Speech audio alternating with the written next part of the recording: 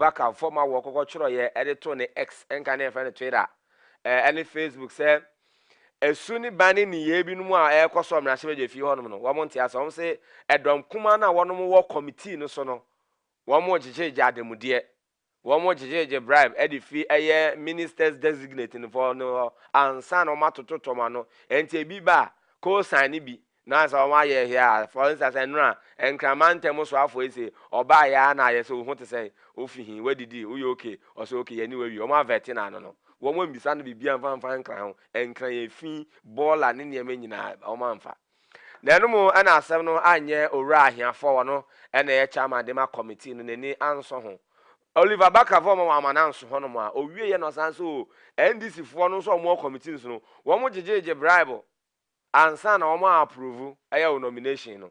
na no ana asem no antoye entwaye amfa ma eye vetting committee nti eno ade ena chairman eye owura ahiafo ejina bedwemu enam clerk of parliament so e choro krata ma ma sama eye owura Baka voma was e nedey o mapie mu abedweko nanim na wo meyi nsem na no na ebra eye chairman ede ma abedweko no ede ne nsem etudwa no eni with corruption. Our attention is drawn to the media statement by Oliver Baker Vomawo to the effect that, one, the majority members of the appointment committee have been demanding money before approving the nominees, and the chairman must submit himself to oral. Let me place on record that I am ever ready to submit myself to oral. The second aspect was to the effect that all the committee members are taking money from the nominees before vetting and approval. This morning, instead of starting vetting at least by 10 o'clock, we recall into a conclave to deliberate on this issue. We need to stop certain attitude. So therefore, I, Bernard Ahiafo, First Deputy Speaker of Ghana's Parliament, and the Chairman of the Vetting Committee, wants to place it on record that myself and the committee members do not demand money from any nominee before vetting and approval. I will therefore direct the clerk of the committee to invite Oliver Baker Vomawo to appear before the committee tomorrow at 10 before noon to provide evidence of Bernard Ahiafo, the chairman of the vetting committee, or any member of the vetting committee, to back his claim that we demand money from the nominees before vetting and approval. Clerk of the committee, I so direct. When he failed, then we can invoke the powers of the committee under Article 103 and our own standing order 134. I so direct. Thank you for your attention. I am free a year, my share bedrefi, and I am called a yen from na Minister Designates for Defense. Say you're a Dr. Edward Woman Nebua, Mononi Abonidin, was our quine. So, nine Sambia who do on our dear Babbe Tuja. Na yen na yes, ye be kaini ni mawono NSI Director of Elections and IT demand the National Democratic Congress NDC amenuko na bra okopie mu ewo vetting committee no animu no nsema hodo bebre na no mu bisa na no mu no mo chese sɛnea wɔkita saa de berɛ no a wɔsan bɛnya ɛyɛ minister for defence no sɛn no obɛtumi ayɛ n'adwuma ɛde afa ɛno mu no wura Dr. Edward Omane Boama eche se sɛnea okita saa de berɛ mienu no ɔbɛyɛ adwuma pɛpɛɛpɛ na mmom na ɔnyɛ adwuma nkɔgyina afa baabi anaasɛ mpo afa baabi ana ɔyɛ ama mani okɔ bi na mmom na ɔba bɛgyina magana ade hyɛ nyina ɔbɛgyina mfimfini na kyɛ sɛ ɔbɛyɛ neutral ɛnyɛ adeɛ sɛ partiality biara bɛba na memu a yɛde ahyɛ ne nsa a wɔba bɛbɔ onim na wɔnom nyinaa tena ase yɛn nhyehyɛeɛ afe a ne yɛba bɛto aba 2024 December ne bra na ɔhwɛ ɛyɛ IT ne elections ho ntotoa mɛndisi amani okɔ no ɔmo nyinaa te aseɛ sɛ yɛato aba na awie ne deɛ n'adwuma no ɔde ne nyinaa gu wɔ wawie nti sisi a no minister Dignity for defense na ɔba bɛkɔ mu a wɔba bɛboa ma nhyehyɛeɛ ne ntotoa bibia ɔman Ghana hanom etimi akɔ n'ani nti bro kɔpie vetting committee no animu no wɔkyerɛ sɛ n'adwuma ɔbɛyɛ no wɔngyina afa baabi na mmom bɛgyina mfimfini aboa ma afa ne nyinaa yɛyɛ san sɛ wɔnsom ani nipa yɛsom a ne bɛma Ghana nso so etimi gyina nanam nso na wamana nso no ma na ɔkyɛ mu sɛ ɛba no sɛ wɔn mo fa ɛyɛ asrafoɔ anaasɛ wɔn mo fa de hyɛ akɔ asrafoɔ nnwuma no bi ɛyɛ military no mu a ɔba a wɔbɛhwɛ ɛma ɛyɛ mantam nyinaa no yɛbɛnya obi de fi wɔn mɛnkɔnkɔ sɛ ɛne afi wɔn mo kɔ ɛyɛ asrahwɛ nnwuma no nyinaa mu efifira mantam mu wɔn fi asante mantam mu wɔn fi ɛyɛ nkramantam adaa bi wɔte sɛ ɔbɛyɛ ensure ɛyɛ regional balance sɛ ɛba ne sɛ wɔn mo ɛɛfa ɛyɛ mmeranteɛ ne mmayewa ɛwɔ ɛyɛ the Ghana Armed Forces no mu a na bibia no etumi akɔnkan Dr. Omane Boama. Still the follow. He says you allow me. So the follow up is whether you would advise the Chief of Defence Staff, who normally would deploy on behalf of the Commander in Chief, soldiers to a polling station in the future elections. Thank you very much, Mr. Chairman. Under normal circumstances, it's a no, no, no, no, no. But you see, in doing risk analysis, you cannot sit here and jump to that conclusion. What if terrorists have attacked a polling station? What do you do? So it will be based on the risk assessment and the advice that will be given. And this is why the National Election Security Task Force, with the help of Parliament, must be given strong legal backing. So that the rules of engagement, very, very clear, delineated, actions to be taken, and who gives the command and who do not give the command. So once we get all these ironed out, I believe that it will not even be me providing that advice. Because on the day of election, I'm likely to be somewhere campaigning or ensuring that people are voting. And that is why I should not be the person who is even at that point giving a policy direction that soldiers should go to the polling station. Once we get a National Election Security Task Force clearly before us, and Parliament has a good bite at it, very deep bite at it, I believe that we will be able to address most of these challenges that we have had with the use of the military. Mr. Chairman, your last question. Yes, last question. Mr. Chairman, first of all, the nominee has assured this House that he would follow the laid down requirements of the Ghana Armed Forces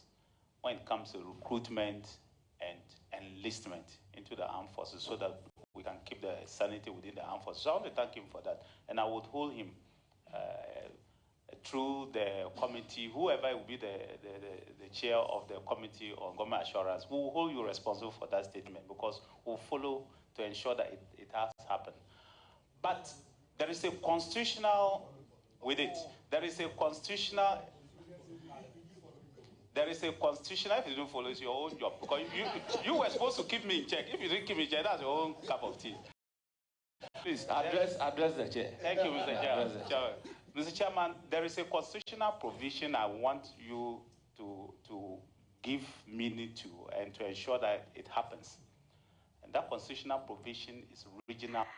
Ebusia egusua ewo Dr. Edward Omane Buama ensem na vetting committee n'animu ano e no science to di tudwa HM say 37 military hospital a wo musiye e hwese nka asrafo mbetimi age wonum bra onum hododo omo no ye kame no aye set memufo bebre na ho na bebre na akokogye ayarehwe e basa na akopi mu ho ai ne da nipa bebre na abodompe mo ha womo so ba be hwa ma omo apomuden ho nsem kan no etimi akone ne mu na o che bra yetimi aye no eye minister for defense no oba betina so de a wobebu esi ha supiti ahodo bebre na no beboa ama asrafo se ne omo ne timemufo kohie mu bebre wo 37 military hospital no womo nso enya akwenya wo saa hospital foforo mo ba besie no no makwa akogye ayarehwe e wo ho na enye omo nkwa na emum wo mabusua nyina no saa hospital mo ba besie no e ade se be cover wonum enyina ntinsem a Dr. Edward Omane Buama edi tudwa bra okopie mu vetting committee na mo hwe nim se bra di bre na kita no hyehyeye eni niema ahodo no mo ni nwumeko ni ankrankra beka bu ma saa ha so piti ahodo yi wo metimi esisi edi esi wo no na ne kra ko no wani mo ebra wono mo etoto na no no e na ono nso so wo afutuo na afutuo a woni se wode ma Ghana emebu no se ba ne se Ghana Armed Forces wokọ na ye nhwehwemu na ye kyerem so wo no asa wapomuden na wahoɔden ye hwewa a ontumi enkɔ a ɛyɛ afɔse ɛyɛ ɔyɔ gyae sɛ wonam akyire wonu apiame gigakra piame ye wad famisha baby dabi ɔkyerem sɛ ɛkɔba ne sa na ɛne mekakɔ wie kyire na nipa dodo na bɛkɔ training na afede ebi mu ewu na ebi mu yare ebi mu bɛba na mu bubu ebi mu bɛba na sɛ ayesi wanta na sɛ kɔ na akɔ no wakɔ ye ɛka hunu eka ana akakọbọ ntị no se ba ne se wono ye nhwehwemu no no mu so da bi maya wo de wa ho de no apomudi ne entumi a ti ase kọpa dwuma foforo na ye na mo gya kyire se wo hye kyira wo ye fa me hye ba bi ye wade ma me pian tum na me ye party chairman ba na me ye o se no de enya de abegbo Dr. Omane Buama. The Ghana Armed Forces that I know, and from where I sat about 17 years ago, if you circumvent the procedures, the rules of engagement, and you get enlisted or recruited, you are likely to suffer. And there have been some dire consequences. Some recruits have died on day one. I remember at 37 Military Hospital, there was even someone who was in training. Not that the person was flat-footed, but it was almost there. Severally, the person had to come on admission. If you have a heart condition and the systems are circumvented and you are enlisted or recruited, you are just jeopardizing your life. And so, looking at it purely from the medical point of view, I'll be the first person to advise you,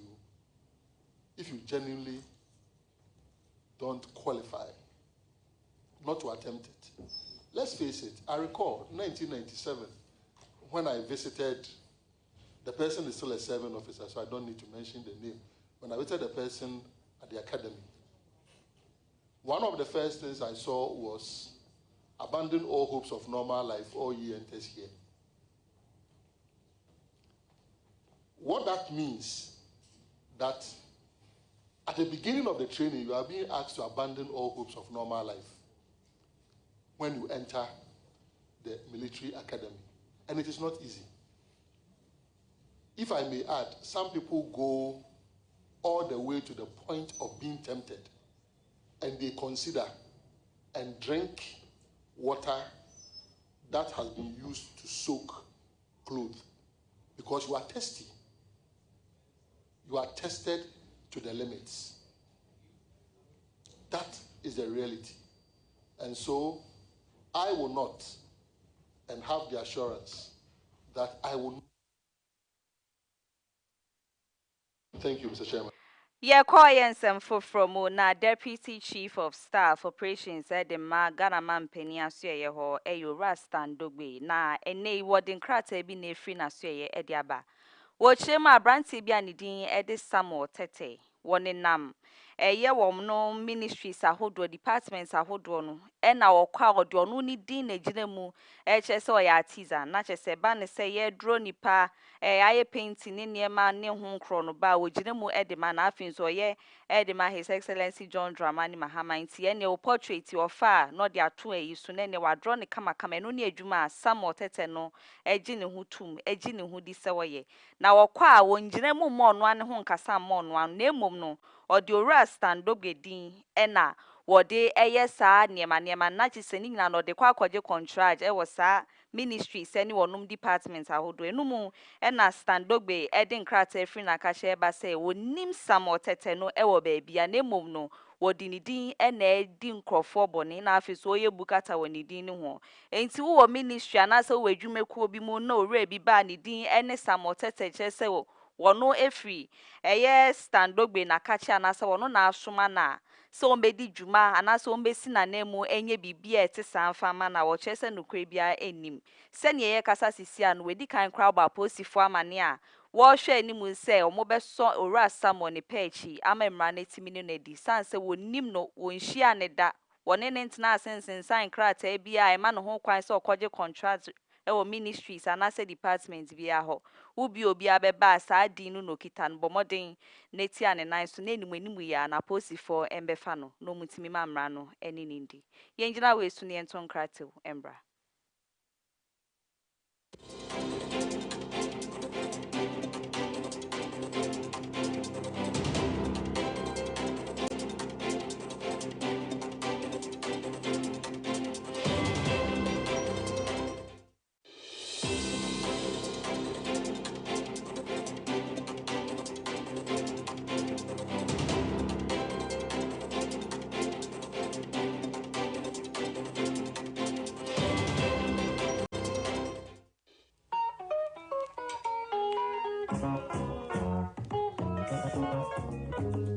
Yakase kuyadwuma eka mahodo no afapem ho a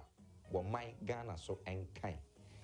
Afia ankron fie de watwi enum na mpani ye se ye bebo akuyafo aba so e wo man Ghana mu ha enne kuyani wasetrem etesei farini asetrem etesei na wonu a enye mwanso asetrem etesei aso wonim se ye wo foto a aban no eboto ho se de be ya wo benya na wodi abo kuyadwuma no ho ebra wenti ena obehia me ewe kuyafo pampa so wodwumadie so no ye di agri news no ebebrew ema ebo won ho modene ewe ye pie adwuma yi mu me kire women in agri business. If you project feed yourself ebepem planting for food and jobs enfo nsase a ye toma dansifo medin edi kofi frempon manso shia me ewo KFM TV so ebenada ene ya woda bia na yemfa akuafo pampa so emrew wabra me ne mabedwafo esinkonwa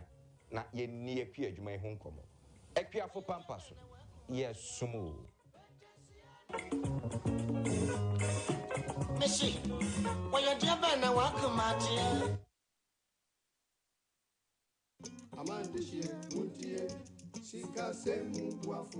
Medogbe na mi Ghana duko du ajakple ho duko kata.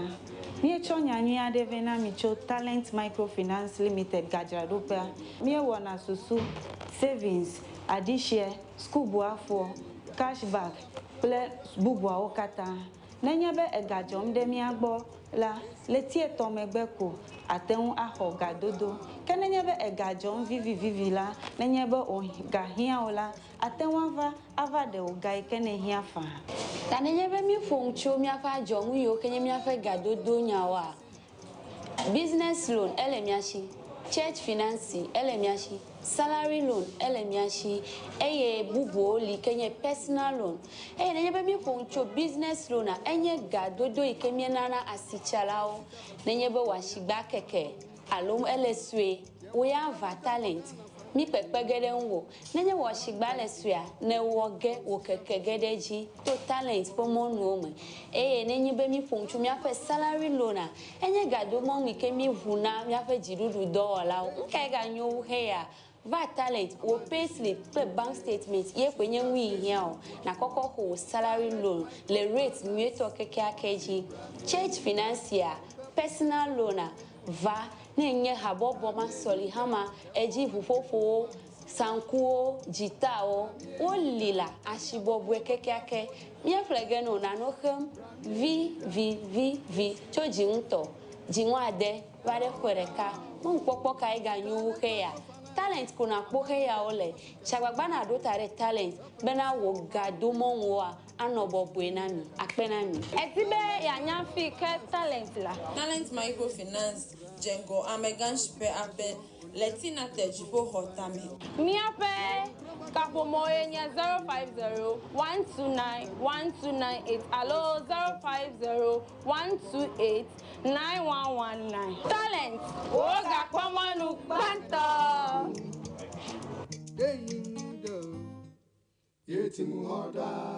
Talent Microfinance, your channel of wealth.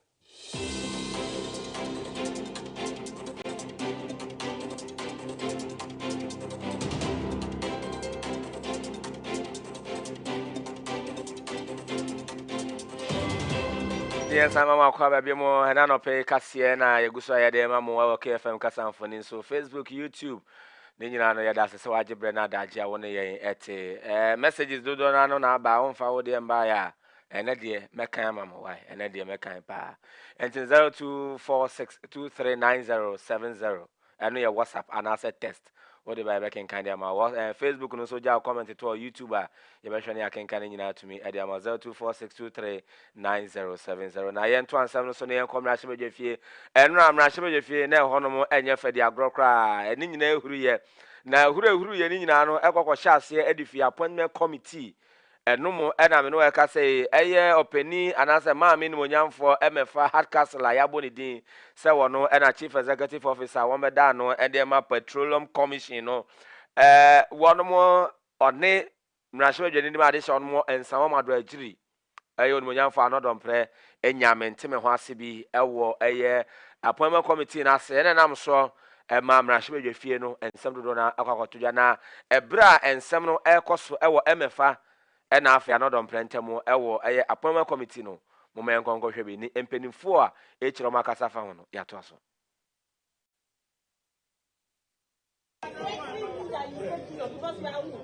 I'm who? Why? What do you mean of that? What do you mean you are taking me on? What does that phrase mean? You call us micro. When you are micro minority, doesn't Afenyo himself use that phrase? I don't have time for you think you can bully me here? Hey.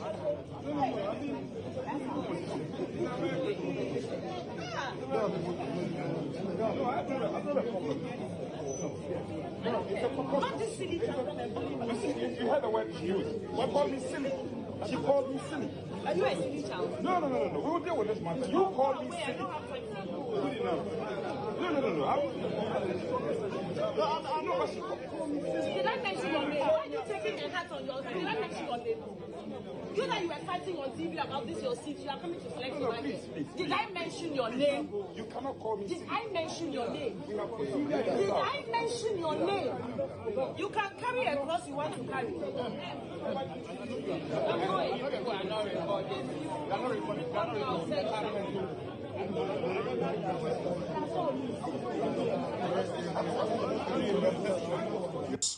A lady I have never met in my life. Only later to be told she's called Victoria Mbefa Hardcastle. Enti weni nsema ekoso appointment committee na nim na bra wa mukoko pie mu mrahye fi ho no mo na mrahye badwani ede ma ade hya wo no mo ewo Tamale South eye onwonyamfo Haruna Idriso wono na eso afo ede ma yehu asuansem so ewo man kan no chonse da bi ensema hodro a efi eye onwonyamfo maami emefa no mo bae no entwe yi ensem fata enti betumi a wonfa chawpa sɛnea ogina abadwemu ene amanfo ntemu na wodidi na tem efre no sili ne ho sensene nya na asem ni nyina kokoba ye ebra ye kyerem se emefa efre no so wo anodom prekra no mo ye micro minority meanwhile oman mu ye ni micro minority wa eye minority na afa majority na micro idie eye nde ne ba ne sa eno na antia sentim no ka say onmonyamfo hare na idriso tamale south eye mrahye soafo de ma ye humasuansem so oman gane mu ochem se animanim ya no ma me ne mra bonten na o fa chop and twin family na ebra wo mkoko pie mu mrahye fie no ena ensawam ado agire mrahye onmonyamfo Frank Anodompre egina apaso no se speaker nia atumini o nia abenie na ebra na no egusu a wo kasa nyina no na nisuo enam eye owura Frank Anodompre eni ase. I've never met in my life. Only later to be told she's called Victoria Mbefa Hardcastle, who is the acting chief executive officer for the Petroleum Commission. Speaker, I didn't say a word to her. I didn't provoke her in any way. Suddenly, insults were being held at me. Silly, stupid, useless. At a point, I thought they were referring to somebody. With the greatest of respect, I felt very abused. And there and there, I felt, how can a man be killed in his own backyard? Even if there should be any crucifixion, the crucifixion should not be done in my own house. We do not, and we should not accept that conduct and that insult. Today it is him, tomorrow it may be you. That is why we must stand united in condemning it. But Honorable Minority Whip, I'm pleading with you that because it's a woman, and you know Ghanaian society and our patriarchal values, forgive her. But before the forgiveness, as the Honorable Doyo, the Deputy Whip said, leader, the Honorable Mama Yarga, we should get the affected person to render an unqualified apology to the Minority Whip and follow with a retraction of the story, and that should let matters rest. So this government is less than 1 month old. And I don't say this from a partisan lens, but I say this as a canker that we all should watch. Those of us who are the privilege of serving in the SY government, the jury is still out there, how we conducted ourselves. Our colleagues can attest how we conducted ourselves. But those who've been given the opportunity and privilege to serve now, I think it's absolutely important that they be mindful that they are serving at the behest of the people. And therefore, they should serve in humility. Ayenda asin santo ansem ne so emfa Ghana Mampeni His Excellency John Dramani Mahama Nedwi eye owura Reverend Daniel Ogbami Tete wono na woye Director General the Ghana Securities and Exchange Commission no ekuo no sisi ano wo chese wonfa na kade ene sa di brani nyina ento honom na enumu na wabo enkane mrahye bedwani ma de hya wono wo ketu north abaton peswa so Dr. James Kluchi Avegidin se wono ena embeye Acting Director General emfa ema eye Ghana Securities and Exchange Commission ekuo no sisi ane de nya de se owura Daniel wono akita sa de branim de sisi ano enkane mrahye bedwani ma de hya wono wo ketu north abaton peswa so James Kluchi Avegi wono ene de sa di breno etimi ede ahye nsem na nkrate ye free eye Ghana Mampeni aso ne ba ya Dr. Callistus Mahama wono ye Executive Secretary ede ma His Excellency enanisa ehase na the National Concern Association of Small Scale Miners wono mo ka so mchem se won fimpenu ene ne du enson ena ebepem mfimpenu ena eduonu enan no eyade abandada etwemu His Excellency Ghana Mampeni former president Nana Addo Akufo-Addo etwa $200 million ede to honomo se womo emfa nkuntia galamse womo chem se bepem ne galamse no wono mu hu ekwan won fa so kon no sika no nso no wɔn hu yɛn nti we de ɔbɛsrɛ mampani His Excellency John Dramani Mahama sɛ ni menim ya no wɔn nya nhwehwɛmu fikɔ na baabi a saa $2 million no afa no wɔn ntunhwehwɛ na wɔn president Michael Kwadwo Pepra wɔn ɛna de sansam yi etumi ɛde atodwa Semne so na yenkɔ yensem foforo mu na baba de dwa so kopie mu ewo tamalia mebunu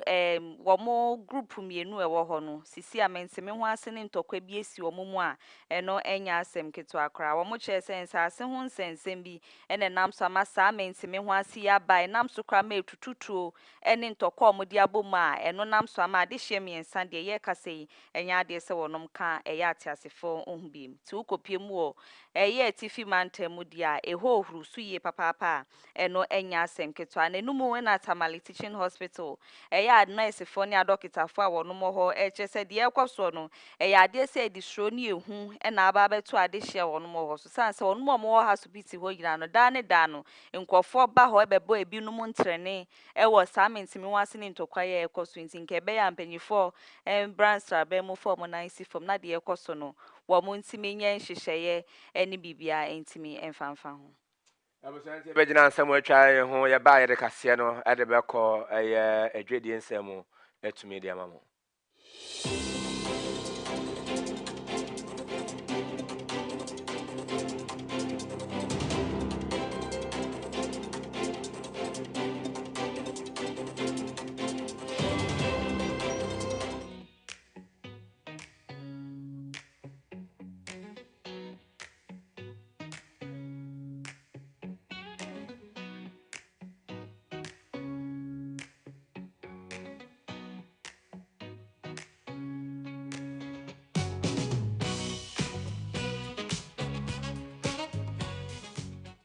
Ozanti yenda mase na yensa mama kwa ba yenfa kase no emfa enko adwedie nsem emfa mamo nene yabo owura James echeni mbuate na nkane wo ye presidential staffer ewo enkane mampani John Dramani Mahama na memu atwemu ewo 2012 ede ba 2016 no na wono ena na ye presidential staffer wo mfimpe na eduonu na aba atwemu no na wono ena da ensentwefo na no edema mampani eye abedi echire Professor Jenna no pokwadwema ne de yabo ne din se wono enkonkoye MD ewo eye SIC Insurance Company no wono ene enkonkoda no se managing director na sabre no na opini na wono ena na eye kwanchefo opini oda no eye holista adua yentumi womo yi na fiade so se ye de James ejenimbo aten ene de akọ asoye no Yegusuai wedwedie ensemo edia Chamber of Auto Data Ghana enedwe womo so de nkrate fri omo aso ya ba ni nyina mu no womo edi moni yonsem ene eko edi ama His Excellency John Dramani Mahama ene na bedi chebenfo na anaje no poku ajiman se afi etwe mu womo fa ye di brese itu omo ho so aga na de hye nso nye omo mugidie to aba ne momo enedwe womo neti abenwa ne so eba bebo oman ne hyehyeye ne kyekere ne nkankro ama bibi etimi ejana na mo so mo chese se ne Ghana man enya gidie mapa wo mumu omo di brese ama omo ne de womo so bi de omo akoma omo adwene ene omo bibia beta omo echi se be ya Ghana hyehyeye ne nkyekye no omo so beboa mu bi ama bibi etimi ewie mu de enti na sen ho nsɛm so no yenda ne ye ho ye de kase no kwa Nigeria nsɛm mu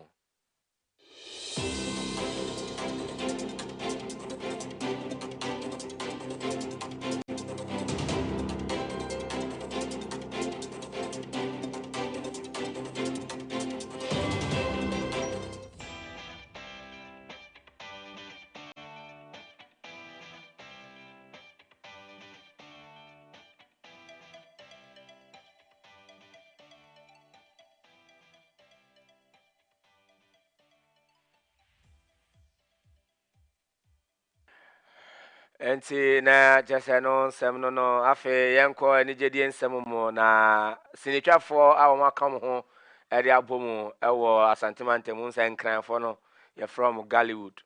woko Nigeria eno ye Nollywood na Kumasi de no asantemantam de no eye Kumawood na so mu kuma no mawudu na wo vimpe na de onu na aba etwemu ayetu ye wo mu keka wo ho bo wo ne campaign beautiful nam ha ayi nam ha kala Kumasi nam ha ayi David Jakode no yeman yi oyeman MPP na akyerɛ brura ne Christian wuni mun di ɔmo ho gyigim hwehwem kra ma me ne ɔmo kɔ walk kra wɔ ayi mensa pepo no so padua se hɔ no ayɛ ya na ɛno na abanwa no ba ya pɛ kala kuma se no ɔgyina ne kokodua ayi mango dua na kyerɛ ɛwɔ ne fi hɔ na ni abre wɔse mampɛ ne His Excellency John Dramani Mahama edwuma ɔmo yɛma wo se na ɔmo di ɔmo adwene ɔmo akoma ɔmo adagye ɔmo sika na ɔmo bibia yɛ campaign ma ɔno ɔmo serew pɛ bebi fo ɔmo hyɛ ɛyɛ ya so kala kuma se kɔ ayi creative art board na wabɔ Mr Beautiful kɔ National Theatre Board oh ɔse pɛ bebi fo ɔmo hyɛ na no ntia na ɔmo yɛ adwuma no ma wo na sɛ kɔba ne sɛ wogya ɔmo sa na ɛbɛyɛ den ɛti kala kuma se na n'ani abre ɛna wɔde video yi ɛtumi ɛde aba abɔnten so sɛ mampani wɔn fi ɔmo akoma mu ɔmo adwuma fine wɔn brɛ na ɔmo adagye ɔmo sika ɛna ɔmo de ma wo waba enyi ɔmo yi pɛ mo san sɛ mpanimfoɔ sɛ wɔn nsa dɛm a yɛ ni nya na edidi gya nso deɛ animu na nenam ɛyɛ mfie nan pɛ ɛbɛso ɛyɛ den a campaign bɛdo wɔn mfie ɔmo nso next time you go hear angwe but dwe we dey simple no ba mi bo message na your mind na won mo sum na say ye omo personal interest because na wo ye dey say na wo na wo pe bibi na wo ye ka then say your mind na ye yo won so mo dom so be sa ne me yo mo nkofo kasa afa ho no da bi o wo so ye wo si na wo say aban bi nye enti wo di aban papa e ba aban na ba say Ghana nyina na aban na ba ma na de na wo dey say on pe bibi mfa nhye na ye mfa ye onye no no ye nyina say ye Ghana fo unyasa appointment say kwa mo bia de nya de ba jo man pedi ba jo mi so appoint mu ate na ni de ye Ghana fo no bia ebusa ye to eye ni jide ensem so na ye dia bewe ye what in your kind o say dey was the minister for the girls oh for girls say yo ebusa de ye to ansem ne so ne wie we ni jide ensem emfa man che bia e na bulldog ebe kasa ye artist manager ho asem na making na obekasa na o che say ye wono mo motonyom no sisi a na eba ne say oye music video a enya de sese bi ho hyeda hia yi na sansem ye obeka ye no enam so ama sisi a no MC portfolio no so aba bekasa afa de bulldog kan ye no ho e che say koba say oye nwumtuni na atonyom na untwa music video dia sebio plan be na music video nim na no na be kire nkrofo no mbetwe wo aben wo sanse obi wo hɔ ade obetimi aye na wakunche ni negu nwum a wo se ade yi sini a wo hwɛ nwum no ne bibia no ene na betwe investors wo amanone na afinzo man Ghana ha ma omudi omusika e de aba beso wasene ekoba se nwum no yete ne yehu video bi e no ase etie wo yasuma ekoba sa na eye unprofessional nya se dwuma na oye no kra no wankasa won hye dante ase na emom no woto nwoma e wo se otimi di music video etimi ka na edwuma a wo ye no etimi ekọ nanim na gina ne nan so na afi obi obehwe bia no hu se edwuma no nimye wote ase na wo ye nye se wo ye bia keke wato music video nkan de wo chese plan bi anim se MC portfolio no so ensem otoma ne bulldog ne nsem a okan se music video hu hia no eno so ho asem eno no alright enti e wo so ye de besi ene midweek ukuada blessed one na ye de kaseni ese asada pie se confirm dada ba tech hub wo mo de phones papa ene ho aka de aba adwaman so 0206016037 0206016037 anu wo ndi nkomo Valentine e be kopa bi fa cha odofo onua ena afede wakodonku ya wo kanchema ene utwotwomucho na bibia ntumi nkonkan afin su KFM musical center so efre eye niema hodo ade be ye onum to adwuma na instruments ne ho aka de omo so fro se brand crying zongo lane ena tan kese no kwa instrument bi abebodin bia on beyi e de ama talent microfinance se bra beji sika adwana wudie no onwuma na wo ye na obesa wo hyemu kena na opege mu ma fa na tumu apa efra no talent microfinance bra na ye no ntina se insihunu de eketua bi eda fa mo fire na apepa na se ona wo kɔ no na bibia no etumi akonka dwumeku ya daroma ene na no pe wo musi ya gongo ense no ne edi mu akotin bi ene de appointment committee ato mo sa de afre Oliver Baka former was womra emeyi ademudie ensemo a wode ato eye committee no so no womra meyi ano Sansona defense minister designate enso betu jeche so betna so de ha supiti ahodo besi bebre na e de ama asrafo ene wonu ebusia na nsem dodo na aka we hu ene ya no pe ye di hwe ne di tie ye tena se a ye de ebesom se no pabre mu akan kase wo KFM kasa emfoni eso ene no pe no blessed glorious birthday Sronkopa en confirma Reverend Gilbert Piasan where Sofopon ewa the Paramount House Chapel International ewa Koforia. So for Asore Mano media team no ni obi bia sa Nyankopon hyira na wonyo kase nyimfi adom ekwa adom na enwosra enye kase ewa so sanso na menua be ma na ya boaten kiss me weekend no ya mi show. Oh, okay. And Nana ya boaten kiss me Nyankopon hyira. O ma mi hu so. No ha no bisa so udin di sen. And I'm so your friend me ya chas. And also no so ya de your friend ya boaten. And I'm so say no ha no de me send name gbamu. And I'm say ah we come and you can say kwen. Let's next. Yeah, let's say onia meni aso meni age nyame hyira no nyo kase. Emu so du. What's